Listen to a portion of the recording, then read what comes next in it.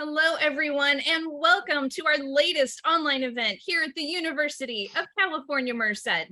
My name is Ricky Hill, and I am the Engagement Specialist and e-recruiter here at UC Merced, and I'm so excited that you could join us this evening for Student Business Services Fall Billing 101. We are here to get to all of your important questions regarding fall billing for the year of 2022. It is right around the corner. So before we get started, let me go ahead and give you a couple of quick tips. If you would like to adjust your audio settings, you can do so in the lower left corner of your screen by clicking the audio settings button. If you'd like to adjust the size of your window, click on view options in the upper portion of your screen. Lastly, and most importantly, as I stated, we are here to get to your questions tonight after this little presentation that we're about to start for you. So please go ahead and use the Q&A button in the lower portion of your screen. Drop in those questions, and we are fully staffed as always with expert panelists behind the scenes. And we will be getting to those throughout the presentation, as well as at the end of this event with a live question and answer session. Once again, my name is Ricky Hill. I'm so thrilled to welcome you tonight and be your moderator. At this time, let's go ahead and get started. I'd like to hand things over to my colleague, Brandy. Good evening, everybody. My name is Brandy. I'm part of Student Business Services, which is essentially student billing. Our goal tonight is to help you better understand billing.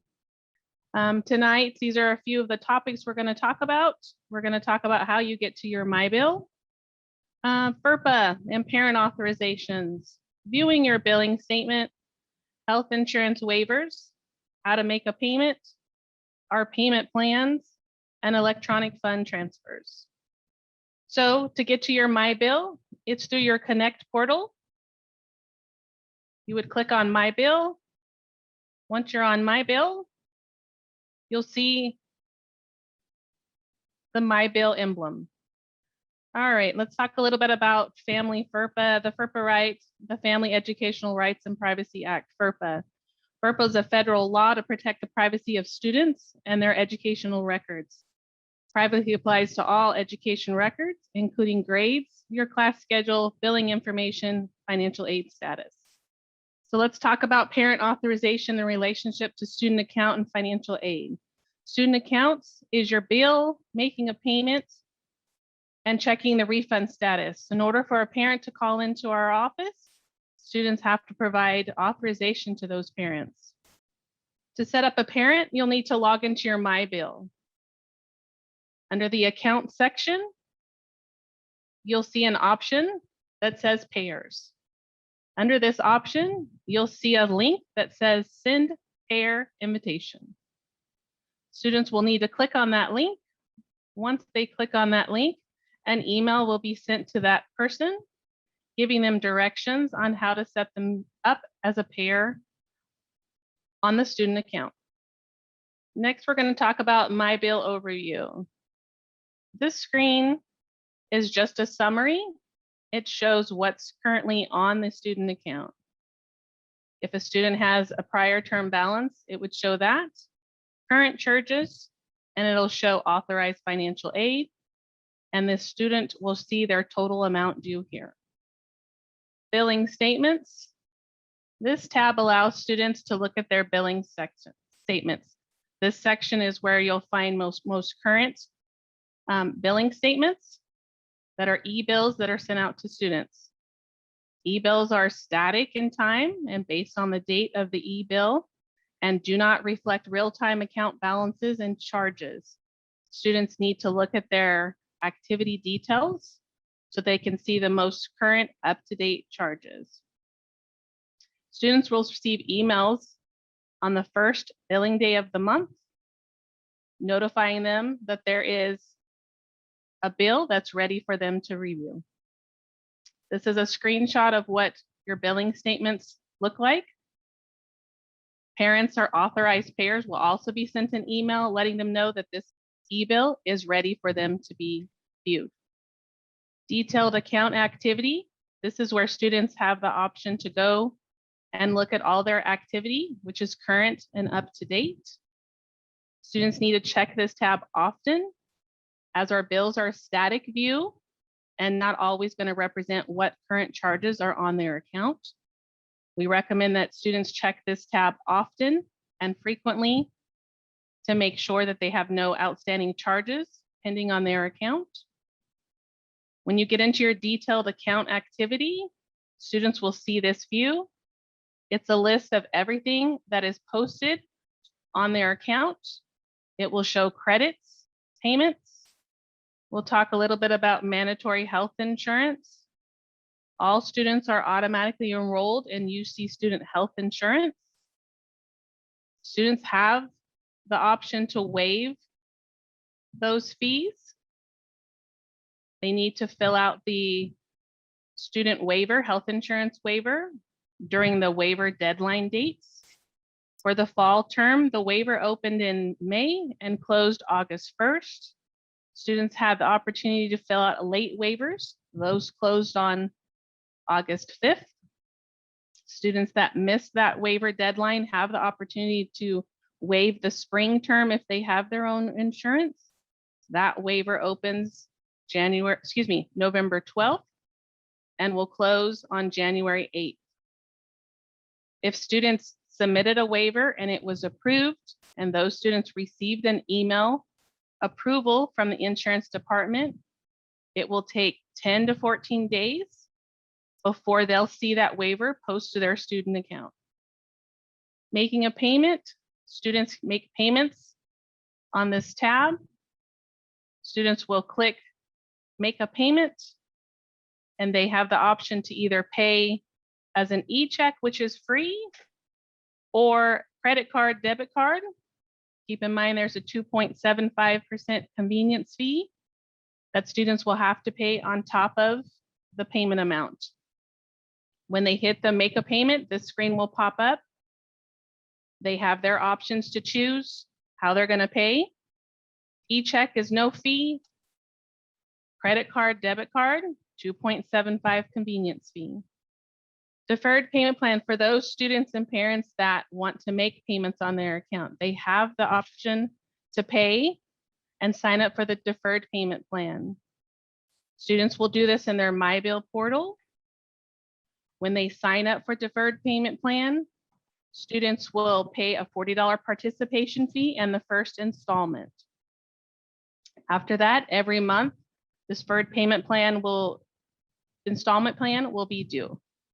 Deferment plan installment due dates, first installment, if students sign up by August 17th, they'll need to pay their $40 participation fee and their first installment. Each installment after that is due on the installment due dates. September 20th is the second, October 20th is the third. The last installment is November 24th. We encourage students that are anticipating refunds to sign up for electronic fund transfer. They would do this in their UC Merced Connect student portal. This allows students to get their refunds checked faster. It will be deposited to a checking or savings.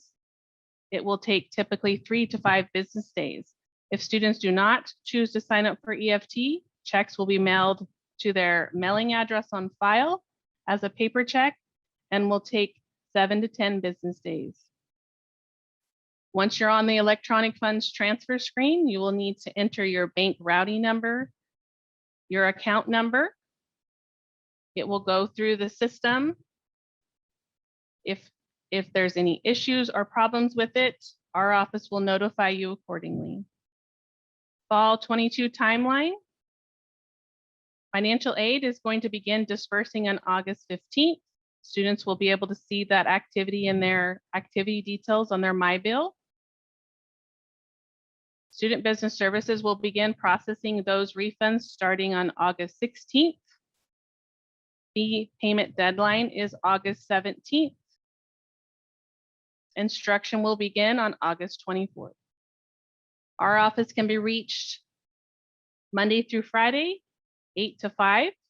We can also be emailed at sbs@ucmerced.edu. And coming soon, we will be having a student billing webpage. I will open it up for question and answers. Fantastic. Thank you so much, Brandy, for that great presentation. We definitely have questions coming in. We've got quite the audience here with us tonight, so please keep those questions rolling on in. We will go ahead and get started here. And anyone that's behind the scenes, if you are interested in coming on screen to talk with our audience tonight, please feel free to do that. And let's see, the first question we will start with is, what is DPP, the Deferred Payment Plan? Deferred payment plan allows students or parents to break up their balance into 4 equal payments. The first one being due at the time that they enroll in the program. The other one's due each month after that, the last one due in November. Fantastic. And also welcome Dana. She's also from our Student Business Services. Thanks so much for joining us on screen. The next question, the next question is, what is an e-check? E-check is an electronic check. That's the option where students or parents can make a payment on their account. That's using basically by inputting your bank account number and your routing number, and that is a free option. So basically, when you're logged into MyBill and you're choosing your payment options, you want to make sure that you choose new bank account. That's the name, AKA e-check. Perfect. And then what happens when there's a refund? Where does that money go? So any refunds that are issued to students will be given to the student via EFT if they sign up for the direct deposit, or a paper check. So if you did sign up for EFT, and if you haven't and you're interested in doing so, you want to make sure that you do this no later than August 12th. You can do that online through MyBill, through the Connect portal by selecting electronic student refund and then fill out the information to set that up. And if you don't set that up, then it, like I said, is going to be a paper check that's issued, and it's going to be to the address, to the mailing address that's currently on file. So you want to make sure that your personal information is up to date, because otherwise the check is going to go floating around somewhere, and it'll be up to 30 days before another check can be issued to you. Great information. Thank you so much, Dana. All right, our next question. Has our financial aid been added to the entire bill for the fall semester at this point? Hi, everybody. I saw a lot of questions coming in about financial aid, so I marked quite a few of them as answer live. I am actually gonna, Ricky, do I have screen sharing? Let's take a look. I will go ahead and offer that to you here if you don't. Okay. And everyone who's on, if you want to log into your Connect account and follow along, that might be helpful. So bear with me real quick while I get signed into our test account and see if I can show you what you're probably looking at. Unless anyone from SBS already has a test account that shows where they can see authorized financial aid. Was that in our PowerPoints? I'm typing and talking. It's not in the PowerPoint. Okay, hang on it. Let's see what we got. Okay, so first thing is the financial aid disbursement is actually going to happen on Sunday, which I think is the 14th, 13th, 14th. Yeah. So right now I saw a couple of people say, wait, we don't know how much aid we get or how much we have to pay until then. That's not true. You should be able to see your bill right now, which should show your authorized financial aid. And then the bill automatically calculates and shows you what's left over to pay. So if you all want to log into your bill and kind of look at that, and then it might help to answer some of the questions. Okay, I do have a screen. Here we go. Okay, so when you log into your MyBill, this is a test account student, but in general, you should see kind of a summary like this. It'll say previous term balance. If you're a continuing student, you might see money there. If you're a new student, you shouldn't see money there. And then you'll see current charges and payments. And then you'll see authorized financial aid. And then it's a little math calculation. And then it'll show you what's left over that has to be paid. So if you've done all your financial aid requirements, this amount that's down here is what's due that needs to be paid by the 17th. So you don't have to wait until your financial aid disperses on Sunday the 14th to make your payment. You can go ahead and already make that payment of what is left over right now. I'm going to leave that there for just a second. Ricky, were there other questions that had to do with financial aid since I'm on that Yes, subject? there are. Thank you so much for sharing your screen, Lisa, and welcome. I don't think I welcomed you officially, so thanks for joining the party on screen. All right, so the next question here, let's see, this one's talking about room and board charges, but it's also mentioning student loans. So I think that kind of fits here. How do student loans get applied to their bill, and then specifically the room and board? Yeah, okay, let me see if I can see anything. Okay, so here in your Connect account, this is the My Merced section, and this is where you can go in and see your financial aid as well. So if you're planning on borrowing loans, there's some things you need to do, and I recommend taking action now if you haven't already. Over here under financial aid, you would click on award offer. And then you need to scroll down. Well, our test account doesn't have any, so I can't show you exactly, but you would scroll down till you see the portion where it says loans or self-help aid. And then in here, you need to make sure that you've actually accepted the loans. And then once you've done that in your checklist, which is also in your My Merced account, new items will show up in your checklist. 2 of them are associated with loans. So don't get overwhelmed. Again, this is a test account, so there's quite a few things on this in particular account's to-do list. But one of them that you would see would be master promissory note. And so you're going to click on that item. It's going to take you to the Department of Education's website, and you're going to complete the master promissory note. A master promissory note is basically your agreement with the lender that you promised to pay the money back. And then for student loans, there will be another requirement called your entrance counseling if you're a first-time borrower. And basically that teaches you what it means to borrow a loan and how to be a responsible borrower. If you're borrowing a parent loan, there will also be requirements in a student's checklist. So students, you can just send the links to your parents. They have similar steps that they need to take. They have to complete a master promissory note, and they have to complete I'm drawing a blank. They have to actually apply because the parent loans are credit-based loans.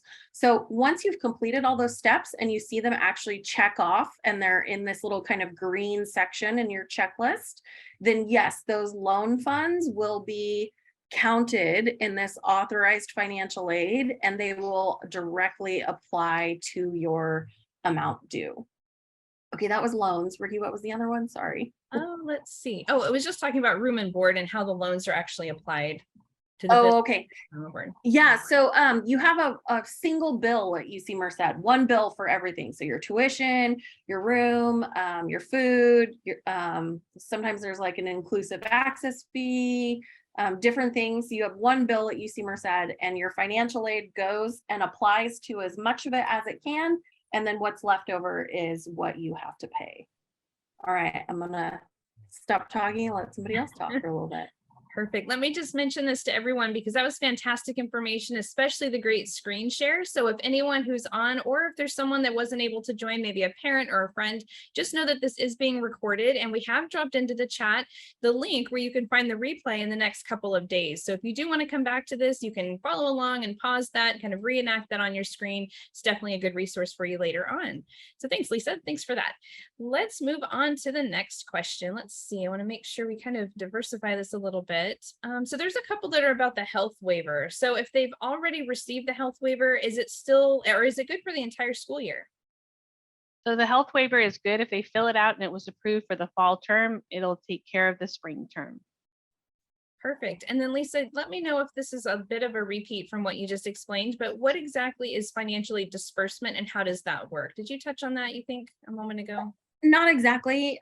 Disbursement means the money actually pays your bill. I know it's a jargon kind of term that we use here. It might be unfamiliar to some people. Right now, you should see your aid as authorized aid, meaning it's pending and it's going to apply, but it hasn't actually applied to the bill. When we run disbursement, that means it'll zero out in the authorized aid on that screenshot, and it'll actually apply to your bill and take down the overall balance of the account. Perfect. All right. So now we have a student that's asking if for some reason they're not able to attend this semester, what will happen to those loans? And is there any extra paperwork that they need to let us know about? Yes, so if you are unable to attend this semester, you need to contact our office. Maybe somebody could drop in chat the Leaving UC Merced link, because there's different types of leaves. So if you're a new student, you might be able to do what we call a deferred enrollment, which would defer your admissions to the following spring. But there are certain instances where we can do that and certain instances where we can't do that. And then if you're a continuing student and you need to take a semester off, we have something called an educational leave, and all of that is on the link that one of my teammates is going to drop in chat. Once you complete that paperwork with us, then your financial aid just won't disperse for the fall. Your charges will go away and the aid will go away. But keep in mind, you need to do that all before the first day of instruction.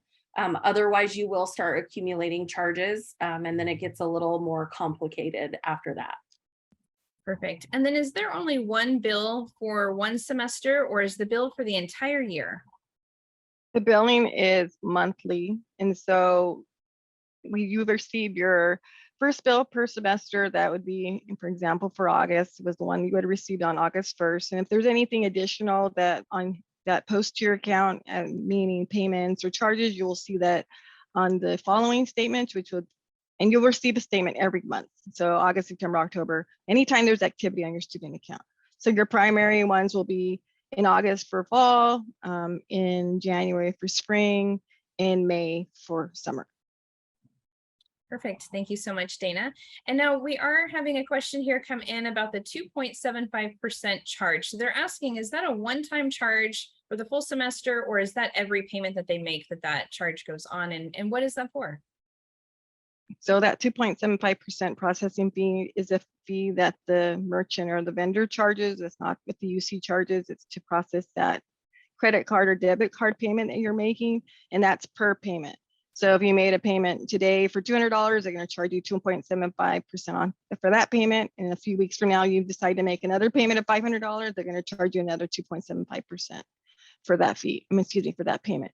We encourage that if you do have a debit card, that means most likely you do have a checking account. So we encourage you to use the new bank account option or the electronic check option, because that is free. There is no processing fee to do so.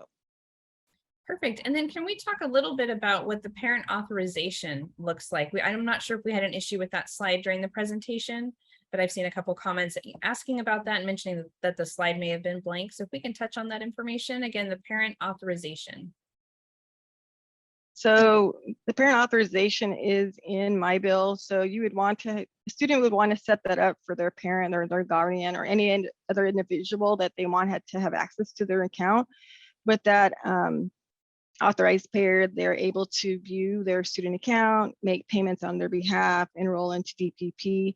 If they have questions for our office, they can call our office or even email our office, and we just need to verify who the authorized payer is, and then we will gladly share information. If there is no authorized payer on that account, unfortunately, we will not be able to discuss the information, even if you're the parent and if you're making the payments on their student's behalf. Unless you are set up as an authorized payer, we cannot release information to you. Dana, do you want to tell me where it is here so people can see? So on this overview page, you want to go to My Account on the left-hand side tab. And then you'll see like the third section where it says payers. In this example, you have multiple people have set up, but if you want to, and you can have multiple authorized payers on your account. So you would just press that link there where it says send a payer invitation, and then you'll just fill out the information there for the person you want to set up. Then your payer will receive an email saying that they've been set up, and they'll have to click a link, and you want to make sure you save that information so that in the future you want to access my bill, you'll have that for your reference. All right, thank you so much for that. The next question has to do with work study. They're asking or stating that they've applied for work study during their freshman year, but they didn't actually go through with that. So do they still qualify for that? So that's going to be a case-by-case situation. If you are eligible for work study, you will see it in your My Financial Aid in the awards you've been offered. If you have questions about it, call us or email us tomorrow at the Students First Center. Can someone drop the contact info in chat and we can discuss your individual situation? While we're on the topic of work study, I saw another question come in. Someone was asking how they figure out how much they owe if they have work study. Work study is not something that comes to you in a lump sum. So it's not a type of money that you're going to be able to use to pay the bill that's due this month. Work study comes to you once you get a job, and it comes to you in the form of your bi-weekly paycheck. So in theory, if you got a job once you started school, you could save those paychecks to help with your spring bill. But because you haven't been working yet, you don't have any of that money earned that you could use to apply to this bill. If you have more questions about that, again, contact us at the Students First Center tomorrow. We're happy to help you with it. Perfect. All right. So now we have a parent who has written in, and they're asking us if we can talk a little bit about the medical insurance. That they're looking at their student's bill, and it looks like that amount that's due is higher in the spring semester and the fall semester is lower. Can we explain the difference? Yeah. So in the spring semester, also, you shouldn't see the spring semester on your bill yet. You won't get charged for the spring semester until we actually get closer to the spring semester. But the reason they're different is in the spring, you're also paying for summer coverage. In the fall, you're just paying for the fall coverage. In the spring, you're paying for summer and spring. So you have more months that you're getting insurance coverage for. Great. This next one has to do with housing and a meal plan. We have a question that is explaining to us that they have made an adjustment to their meal plan, but their bill hasn't been updated yet, and it's been a couple of days. They've tried to reach out to housing, but they haven't quite gotten through to someone yet. So they're just wondering if there's a time period they should be waiting for, or maybe they should give a call back.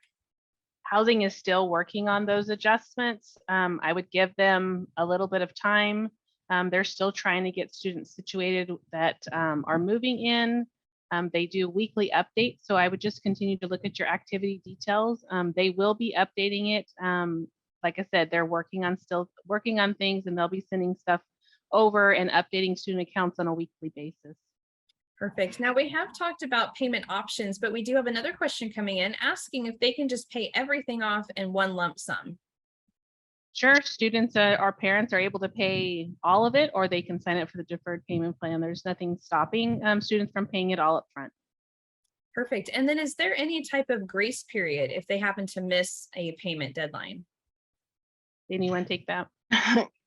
There's not necessarily a grace period. I mean, the balance that is due that you're billed for is due by the payment deadline. If a payment is not made by that payment deadline, your account is at risk for a hold being placed on your account. And if a hold is placed in your account, that hold can prevent some university services or even the ability to register for the upcoming term. Perfect. Thank you so much for that. Let's go ahead and continue down our list of questions here. Okay, so would we be able to go over a billing statement and explain a little bit more about what the charges are and what the credits are? Also specifically charging and crediting for orientation. We recommend that students just call our office. We aren't in person, but we can help them over the phone, go over those bills in detail. Perfect. And maybe one of us in the background can go ahead and drop in that contact information into the chat. That would be super helpful. The next question, someone's asking what they do if they did not get offered financial aid, but they are interested in getting student loans. Yeah, hi, sorry. So if loans are financial aid, just when we talk about financial aid, we're talking about loans, grants, and scholarships, any type of money that we're offering you, it's all financial aid. So if you're saying you weren't offered any grants and scholarships, but you were offered loans, then you just need to go through the process I explained earlier of accepting them and then completing the items on your requirements. If you weren't offered loans either, then it sounds like we might not have a financial aid application on file for you. You either need to fill out a FAFSA or a CAUTA, depending on your citizenship status. My colleagues can probably drop the links in chat for you for those. If you have questions about that, please contact us so that we can get you help sooner rather than later, because those items do take a little bit to process. They're not overnight items that will make money appear the next day. So contact us sooner rather than later. Perfect. Thanks, Lisa. And then just the reverse of that question as well. If they weren't offered financial aid, or even if they were, but they don't have enough, what do they do to cover the rest of that bill? I know we've talked about deferred payment plan. Is there anything else that they can do, possibly scholarships at this point? Yeah, so everybody is typically offered enough aid to cover everything, but that includes loans. And so you might want to consider borrowing the loans if you haven't done that already. If you still have an outstanding bill, even after you've borrowed all the loans, then yes, I would recommend doing some outside scholarship hunting. That's scholarship searching kind of on your own. And again, we're getting to a tight timeline. So I don't know that there's enough time to go out, apply for one, get awarded, and get it here by the fee payment deadline. So you might want to give us a call tomorrow so that we can talk to you about your overall aid package and how to cover your remaining costs. I don't know, does anyone from SBS want to add to that? I think payment plan is pretty much our other option. The only other option would be payment plan. All right, thank you so much. Moving along, what is the expected family contribution, that EFC? Can someone explain what that is? Yeah, I saw that one come in. Okay, so your expected family contribution is generated when you fill out your FAFSA. It's what the government says your family can reasonably contribute to your education. Everybody is going to have EFCs ranging from way down here to way up here. That number is then used by universities to calculate how much need-based aid you're eligible for, meaning free money, basically, so grants and scholarships. The higher the EFC, more likely the less grants and scholarships you may or may not qualify for, and it might be more loans. So everybody's is going to be a little different. But don't confuse your EFC as your bill. Those are different. Again, the EFC is just a number generated by the government. And so at this point, you should have a bill with us, and that's the number you should be focusing on. Perfect. The next question is, the amount that I currently see on my bill at this moment, is that for the full semester, the full year, or just a first payment?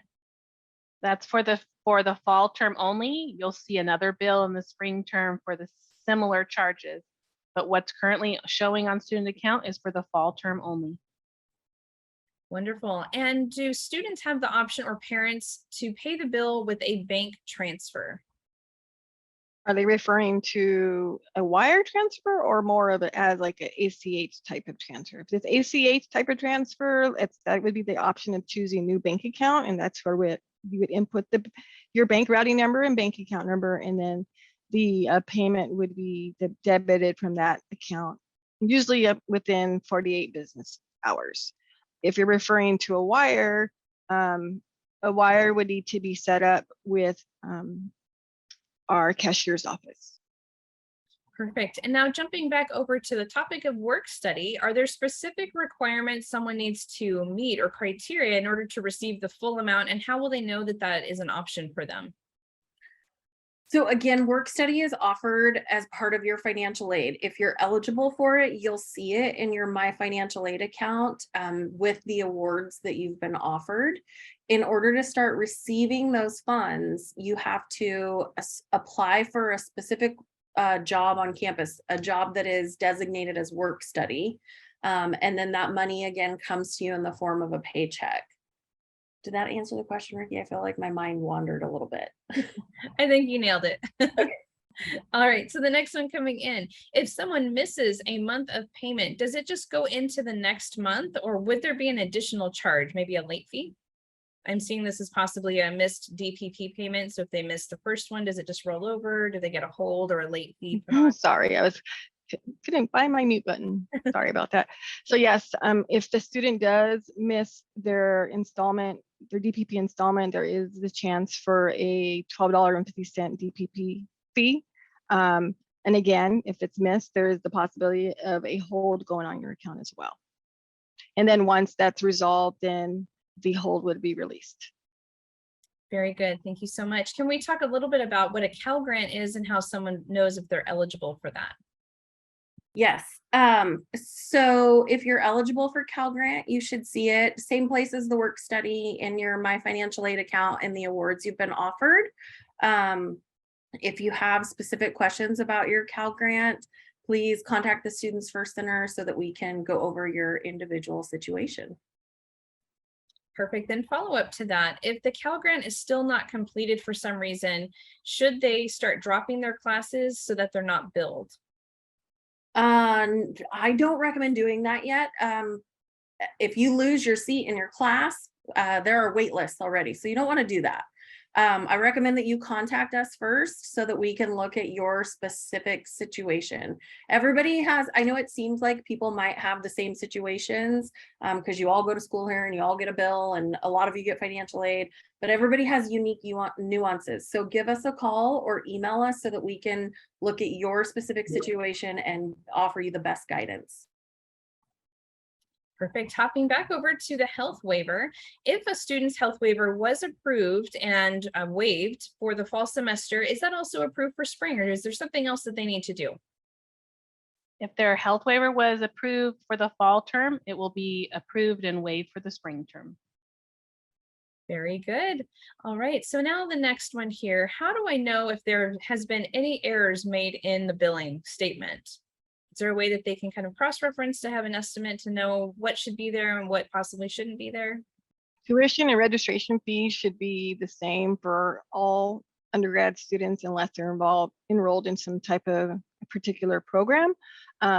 As for housing, that's where it maybe could vary because you could be in a single or quadruple room. So that's where something could be different. So if you know what contract you're in, that contract should show what your charges are. And so that would be something you can cross-reference. A lot of your classes may have inclusive access charges that are related to that. So that could be something else that's going to be different on your account. But otherwise, the charges should be pretty much correct unless you are awaiting some kind of housing adjustment. Perfect. All right. The next question coming in is the total amount due the actual amount? And let me go ahead and finish the rest of the statement here. I know that the amount includes the deduction from financial aid. However, does it include the loan amount as well? And to be a little bit more clear, if they choose to not accept those loans, is that still going to be the final amount due? Did you guys follow that? I know it was a little long. Let's see. So if you see authorized aid on your account, it may or may not include loans depending on whether or not you accepted loans and completed all your requirements. If you have, then chances are your loans is part of that authorized aid. It's just a matter of timing. And let's say you've done so, you did accept your loans and those are part of your authorized aid and you decided you didn't want to accept those loans after all, you'll need to make sure that you cancel those by filling out the loan adjustment form and submitting that to the Office of Financial Aid and Scholarships. And then once they've processed your loan adjustment, then that will be reduced from your account. And then that would be the true amount that you owe. Awesome. So again, it's all timing. Perfect. Thanks, Dana. The next question has to do with the middle class scholarship. They're asking how they can qualify for that. Do they need to apply for that separately? No, there's not a separate application for that. It's your eligibility is generated from your FAFSA or your CAUTA, depending on which one you filled out. The California Student Aid Commission is who actually determines your eligibility. So you can log into your web grants account to see eligibility. Just as an FYI, middle class scholarships aren't expected to arrive until September. So if you have some outstanding money and you want to use your middle class scholarship to pay for it, and you know you're getting it, you might want to sign up for the deferred payment plan. So when that money comes in, it can apply towards your next amount due.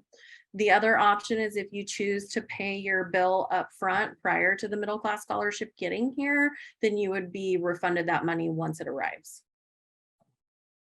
Perfect. I'd like to move over into some questions that are related to student employment. Some of them do kind of touch back to that work study question, but I think the general kind of consensus of some of these is how do they apply for student jobs, and how do we know whether or not, or how do they know if it's a work study position? Yeah, so great question and great segue into our webinar that's on Thursday. I think it's at noon. Amy, could you drop the link into chat for everyone? But on Wednesday, we're doing a live webinar about student employment and how to get jobs on campus. Basically, you're going to set up what we call a handshake account. It's an online account where you'll upload your resume and your cover letter and actually apply for jobs. Very similar to like you would do out in the real world. They're categorized, so you can see in there if it's a work study job or if it's a non-work study job. If you are eligible for work study, you can apply for both. If you're not eligible for work study, then you can only apply for the jobs that are designated as non-work study. But again, on Thursday, we'll do a live demo and kind of Q&A about that topic. So I recommend coming to it. Yes, definitely. Thank you so much, Lisa, for that great little promo there. And yes, the name of that event is How to Get an On-Campus Job and Take the Next Steps in Your Career Development. So I think there's still a lot of questions coming in about student employment. So if everyone can take a look there on that website that we will drop down into the chat, and hopefully you can join us on August 11th at 12 to get more of those specific questions answered. And let's see, I'm going to continue down here. Here's another one. Do I have to change the health insurance address to the UC Merced address or keep the same address where they live now? So that is probably not a question we can answer with this panel of people. There is information on their website. The waiver period has closed. So if you didn't do the waiver, there's kind of not anything that can be done at this point. You'll need to use the university's health insurance for the fall semester. But if you have questions, please contact the health center and we can drop their contact information in chat. All right, the next question. Oh, can I just add a little bit to that? So don't be discouraged not to sign up for the waiver for spring, because you still have the opportunity to waive your insurance for spring. It just may not happen for fall, but it does open in November. So you want to keep that date in mind so you can try to waive the insurance for the spring term. Great point. Thank you so much, Dana. All right, so how would we go about paying with funds from a 529 account? So students would need to work, or parents would need to work with the 529 plan administrator and issue the funds. They can send the check to cashiering services. Make sure that the student's ID and name is on the check. We ask that the student or the parent provide SBS with a confirmation that the check is coming. Since we are so close to the payment deadline, it is a possibility, but that check won't make it in time. And so we don't want the student to be dropped if payment's on its way. So we highly recommend the student or the parent provide us a copy of that confirmation, letting us know that they have asked for funds to be processed and sent to UC Merced. It is very important that the student name and ID is on that check that's issued to UC Merced. The check would need to be made out to the regents, UC regents, not UC Merced, but UC regents. And then the student's ID and name would need to be on that check. Very good. So now back to health insurance. If my insurance waiver was approved, then why isn't the money for it under the credit section? Right now it's under charges, but also credit. So this person's wondering if that means it's kind of cross canceling out or if they just haven't been waived yet. So all students are charged the mandatory health insurance. However, if you're approved for the waiver, you will see that waiver shown as a credit, which basically will offset the charge on your account. If you don't see your waiver and you were approved, you want to make sure that you received an email from the health insurance office notifying you that you've been approved. And if so, it takes about 10 days for that waiver to show on your account. And to add a little bit to that, just in case this question does come up, let's say your waiver is processed late. So for example, you pay all your balance and you're still pending this waiver, and then you get the approval after the payment deadline and you paid out of pocket. or even let's say your financial aid paid it, you will, once that waiver is processed and it ends up as a credit on your account, that will be an amount that is refunded to you. Very good. So now if a student has outside scholarships, when those do eventually come in, how does that impact their bill and their financial aid award? I'm sorry, I didn't hear the question. I was typing to somebody. Can you Sure thing. ask one more time? So, sure. If a student has received outside scholarships, how does that impact their bill as well as their financial aid award package? Ooh, so in some cases, it will just apply to your bill. But in other cases, it could adjust other awards. So you probably want to contact us so we can look at your specific situation. And we've got the Students First Center contact info in chat. Excellent. Thank you so much. I'm scrolling through the remaining questions here. A lot of them are a little bit of a repeat. Let's see. And just another quick reminder, all of these live events that we've been having over the summer months, they are available as instant replays on demand through our YouTube channel. So you can hop over to our website, which we will make sure we drop into the chat one last time before we wrap up here in a moment. And you can hop over there and just click on that replay button. It'll take you right over to YouTube and you can take a look at not only this event, hopefully by the end of this week, but also all the others that we've hosted over the summer. All right, let's take a look here. So I'm, like I said, trying to find some that we haven't answered yet. Go for it, Lisa. Okay, I saw some questions come in about the Cal Vet Fee Waiver. So we're pretty quick on processing those. If you don't see the Cal Vet Fee Waiver as expected money that's coming in, you need to double check that you applied. So the process to actually apply for a Cal Vet Fee Waiver is to get it set up with your local county Veterans Affairs office first. And then the county VA office sends the university a copy of your authorization, and then we process it and it shows up as a credit on your bill. If you don't see that that has already happened, you probably want to give us a call, or if you haven't applied with your county VA office, you need to do that ASAP. And then you probably should also follow up with us too, so that we know that that money is coming. I can drop a link in for instructions on how to apply for the Cal Vet Fee Waiver. Perfect. Thank you so much for that. And then I know we had a question here also about the Bobcat Grant. Can we share a little bit about what the Bobcat Grant is, Cal Grant, Pell Grant, the difference between those? Yeah. Okay, so the Bobcat Grant is, so basically they're all grants, and grants are money that you don't have to repay. We call it free money. It's the easiest way to describe it to somebody. The Bobcat Grant is money that actually comes from UC Merced, so it's institutional dollars. The Pell Grant comes from the federal government, and you are awarded that from your FAFSA. Your Cal Grant, money that comes from the state of California. I think those were the three. Yeah, those were the three. Yes, you got it. And now someone's asking if they took out an unsubsidized loan or even a subsidized loan or parent loan, and there's a refund, can they use that money just to pay it directly back to the loan that they've taken out? Yes, you can definitely do that. So there's no reason to hold on to that and just owe it back later on, unless you do need it for housing, meals, for whatever you might need it for, supplies, books, things like that. Definitely pay it on back. All right, let's see. We just have a few more minutes. Can I add a little something to that too? Sorry, Sure. sorry, Go Ricky. for it. Sure. So, with that being said, just because you're offered, let's say $10,000 worth of loans and you actually don't need $10,000 worth, it doesn't mean that you have to accept that full amount. You can always request to accept less. So let's just say maybe you only need 6,000 of that. So you can request to accept only partial of what's been offered to you. So that with that, you can also fill out the loan adjustment form so that you don't have to pay back you won't have to be responsible to pay back 10,000, for example, and then it's just the 6,000 instead. Excellent point. Thank you so much, Dana. Yeah, definitely. If you have that money in your pocket, it's certainly easy to spend. So get that on back or don't take it out if you don't need it.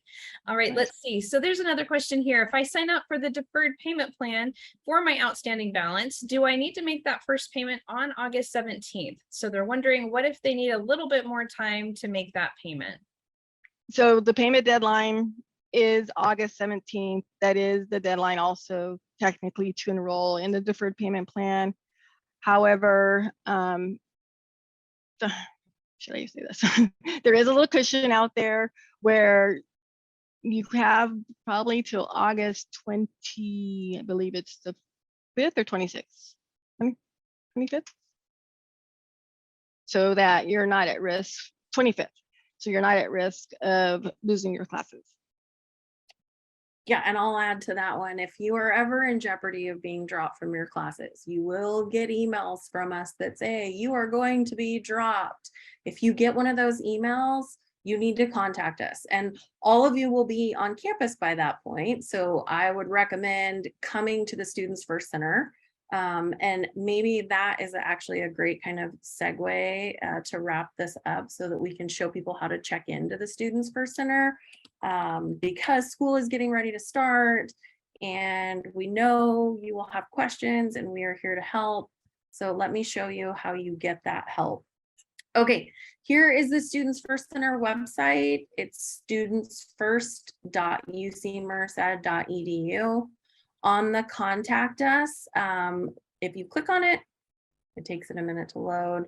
You can choose if you want to email us, if you want to call, or if you want to come in person. Basically, if you click in person, it's going to open up this form for you. Just quickly fill it out. You can, if you don't know what you need help with, you can just choose choice not listed. It's totally fine. We're still going to help you. You don't have to know exactly what you need help with, and then hit submit. And then this is going to text you when it's your turn to come in person. So we know that the start of school is busy and that everybody has things they want to do. So we don't want you to have to come stand in line and, waste your time just kind of waiting there. So instead you check in like I just showed you, and then we text you when it's your turn so that you can be super efficient with your day. That's probably my best kind of closing tip for the day, is how to get help when you get on campus. But if you, going back to what Dana was saying, if you get those questions about, or emails saying you're going to be dropped from your classes, do what I just showed you. Check into the SFC and come and see us so that we can help you. Absolutely. Thank you so much, Lisa. And you're absolutely right. A wonderful way to start wrapping up this event tonight. I have dropped into the chat the website for contact information for the SFC, so everyone can go ahead and take a look there. And I will also click and drop into the chat the link for the on-demand replays as well. Let me go ahead and hit enter on that. Everyone can see it now. So if you would like to check this one out again as an instant replay, feel free to do that in the next couple of days, as well as any others that have happened during the summer. So before we do give our last word tonight, I would like to offer either Brandy or Dana or both, if you have anything that you'd like to share before we do wrap up in terms of student business services. I would just like to say that, if the most important thing is to make sure that you're reviewing your student account often, because you never know if there's something changing on your account. Did your aid change? Did you have additional charges? Don't depend strictly on your billing statement, because your billing statement is just a static picture. Detailed account activity is real-time activity. And also make sure to check your UC Merced email account often, because that is the #1 communication from any department across campus. And also, we're here to help. So if you have questions or don't understand your bill or want to go over it, you can always call us. We're there Monday through Friday. We can talk to you, go over your bill, discuss any questions that you have. Student First Center is also a good place if you're on campus and have questions about your bill. They're always there and you can go in and talk to them. But we're here to help. So if you have questions or concerns or don't understand your bill, just give us a call. Or send us an email. Just be patient with us, because we will get back to you. It's just everybody is also trying to reach out to our office, as well as Students First Center, housing, anyone across campus. Fantastic. Thank you all so much for the great words of advice here at the end, as well as throughout this entire hour tonight. We had a fabulous audience as well. Such great questions coming in. So once again, thank you so much for joining us tonight. Stay tuned. We do have many more events that I'm sure will be coming up, and you'll see those advertised on social media, through emails, as well as on our great website. So just keep a lookout for those. And once again, the website where you can get the instant replays is in the chat box, as well as the link to contact the Student First Center. Thank you once again so much for joining us. Welcome to UC Merced and becoming a Bobcat, everyone. Have a great night. We'll see you again soon. Good night.